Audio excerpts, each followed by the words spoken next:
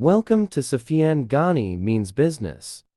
If the IMF, International Monetary Fund, mission chief mentioned that Pakistan's current program, set to end in 2024, could be its last, it would signify a significant milestone in the country's economic journey.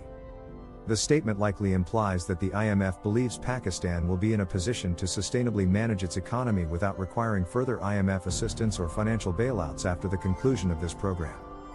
This could be seen as a positive outlook for Pakistan's future economic stability, provided it continues with necessary reforms to improve fiscal management, reduce debt reliance, and strengthen key sectors such as industry, energy, and exports.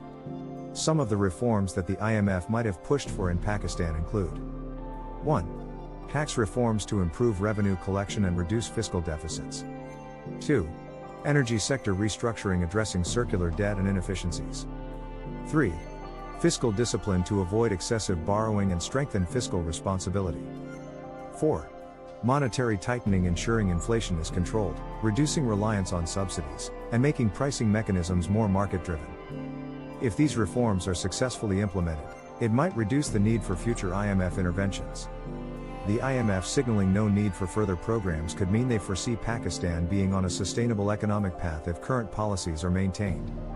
However, such a transformation would also depend on continued internal political stability and consistent policy application. Thank you for watching.